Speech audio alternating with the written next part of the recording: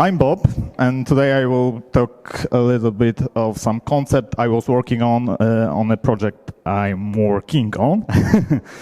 So we'll talk about an offline mode and how we can handle it in Redux React application and React Native application.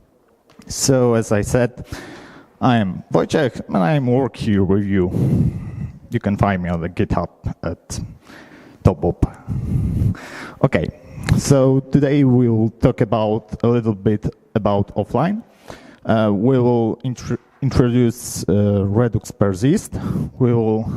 I will show you some use case, and I will talk additionally about Redux Optimist, and at the end about the one that connects all the Redux offline. Okay, so why we need to be offline first, and why we need to be ready to handle offline mode. In web and single page application, it is not so important to handle it, because if you did not hit the server, you won't get any content. But if you are working, for example, with some apps on a mobile, like React Native, you need to be ready to show some content to your users, so they can, for example, see their to-do list and remove items from there and marking them as done. So additionally, for example, if your internet connection is poor, or you don't have sometimes access to the internet, you should consider handling offline mode in your app.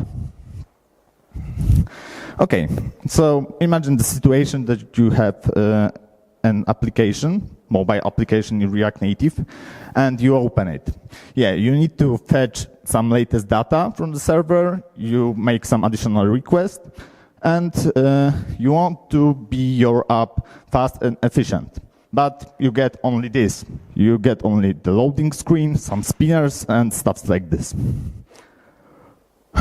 Okay, so what we can do first? We can persist some data about user, about content, about some stuff that user working on inside app in some cache or something like this. Here comes Redux Persist, and it uses async storage or local storage on web to rehydrate. This is the new stuff, to rehydrate the data to be placed in the store of application. So, for example, if user open apps, the state of the store will be rehydrated, and he will get the data that was previously in app when he ran it last time. Okay, so we have the data, for example, our to-do list, and user want to manipulate with it. Okay, and he clicks, okay, I done this task. And now we hitting the server, but we are offline, and nothing happened. Okay, let's consider a situation when we have one reducer. It is, for example, comments, and we have a table of comments, and we have some, yeah, this is reducer code. When comes action add comment success, we'll add the new comment at the end of the table. Okay, and here we have some action creator. We making request to our super awesome API, and then if request was successful, we add a comment to our reducer. Okay, but in this case, whenever we get some error from server or we are offline, that nothing's happened really. So make it better. we will improve our, do you see something, guys? Okay, so we'll improve it a bit. For example, we will create a temporary ID using, for example, Lodash, and we'll dispatch a phantom method called add_command_request. And after this, we will make a fetch, but we will handle the situation when we get some errors. So in this case, we need to also modify our reducer. So when we get our phantom action, we add the payload as a new comment. But if we have internet connection and everything works perfect, we replace the phantom comment with the data that we get from the server, replacing it with temporary ID. Okay, but if we, for example, fail because we don't have connection to the internet or something worse happens, for example, like meteor comes from the top, then we can, for example, delete this temporary comment, or we can, for example, inform user in some kind of flag that, hey, man, this comment does not sync. Please recheck it, recreate it, and send it again. Okay, and that's how Redux Optimist works. This is the library that is pretty simple.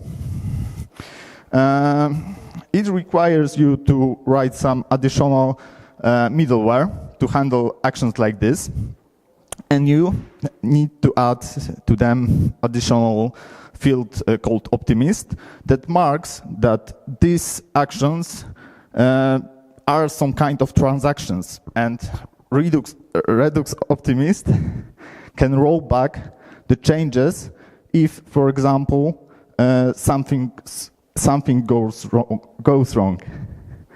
And here we have also a commit type that informs Redux Optimist that everything is okay and you should leave it as it is.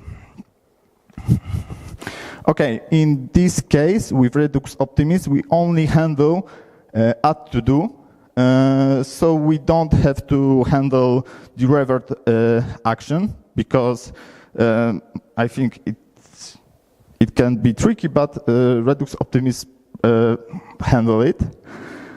And the success does not change anything, so it is good like this. Okay, but offline concept is more complex. For example, you want to detect if you have internet connection, and you want to make your app do not hitting your server when you are offline. You want to queue the actions and don't letting them go asynchronous. And you want also to make some resend of the data if something goes wrong. And you want also be sure that, for example, it makes 3-4 retries before discarding it at all. And also you want to, for example, specify the delays before and after retrying, so you don't hit the server all the time. And you want you want to persist the queue of these actions. So if you close an app or app will crash, you will be able to make your app works. And you want to write a more reusable code. Okay, and here comes the fusion of these two libraries. It is Redux Offline. And in Redux Offline, you need to write additional field in your action creators. This object is made with offline key and 3 additional keys inside it. It is effect, commit, and rollback. And as you see, this will work in normal simple configuration of Redux offline. It will make a request to this path with content, and if we will get a success, it will fire the commit action, and we can handle it. But if it fails, it will call the action rollback, and also we need to handle it. Okay, but this library has also some limitations, and one of it is you can't pass the callback in Redux actions. For example, if you have some shiny button that should disappear, you need to handle it with data. You should reconsider this approach from the beginning, because adding it into existing app can be tricky. It is hard, and yeah. Additional insight is, with it, you can easily change the implementation of library that making requests in your app. For example, migration between Haxorz and Fetch is pretty easy. But Redux offline is very configurable. You can config everything. You can change the configuration of persist, for example, to not rehydrate some stuff that in app that you don't want to. Or you can implement custom queue behavior. Next, with Redux offline, detecting the internet connection is pretty tricky, especially in React Native, because developers don't work as good as they should. And because I don't mention it, Redux offline, if you are really offline, it will stop making requests to your server. It will be waiting till you will be online. Okay, and persisting the data that is stored in big monolith reducers, it can be also troublesome. And rollbacking and temp ID logic need to be handled with yourself, and you should write your own implementation in reducers. And the worst drawback, sometimes you need to rewrite the backend logic. For example, you need to know how the API will respond to particular data, and you need to know what will change and what reducers, how data works, and you need to know the logic on the backend also, sometimes. And for more complicated, more complex solution, I prefer using Redux Saga. It should help with when everything's when Redux offline is not enough. And also my problem lately was that after app upgrade on React Native, there was a big problem with handling sending images and stuffs like this. Okay, and that's it, I think. Thank you, guys.